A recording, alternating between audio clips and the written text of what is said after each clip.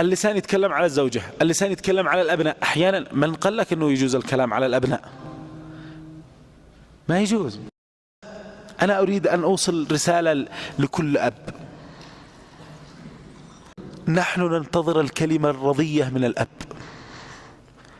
ننتظر كلمة الثناء وقد شابت لحانا، ننتظر كلمة تشجيع وقد أصبحنا بين الناس رجال، ننتظر والله أننا لنحب كلمة يا بني من أفواههم. والله أن أسعد لحظاتنا وأسعد كلامنا عند أن نسمع أصواتهم. والله الذي لا رب سواه ولا إله إلا أننا إذا شعرنا أنهم يثنون علينا ولو بنظرات عيونهم أن ذلك لا يسرنا وأن ذلك لا يبهجنا.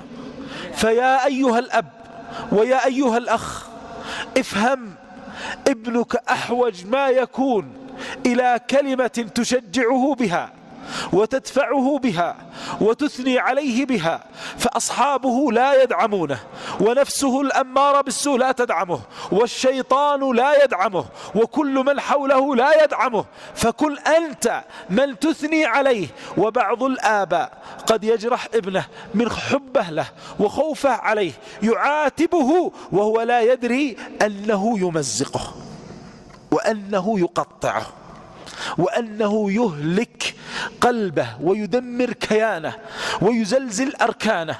والله أن كلمة رضا من الأب تسوى الدنيا وما فيها، وأن كلمة سخط من الأب أو كذلك من الأم والله أنها لتعين الشيطان على الابن فيضله ويغويه ويجعله ضعيف الثقة في نفسه ضعيف الدين. انتبه، كلماتك أيها الأب مع ابنك، وإن كان الإنسان عود نفسك، وإن مضى من حياتنا بعض الكلمات عود نفسك من الآن ألا تقول إلا خير. أنت لا تدري ما هي مشاعر ابنك عند أن تقول له يا ابني والله أني أحبك. فقدناها وفقدنا هذه الكلمة من كثير من الآباء. نعم ندري أن وراء الشدة حب لا يعلمه إلا الله. نعرف والله لا يحبنا في هذه الأرض أحد أكثر من آبائنا، نحن نوقن بهذا، ولكن أحيانا نحب أن نسمع هذه الكلمة منهم.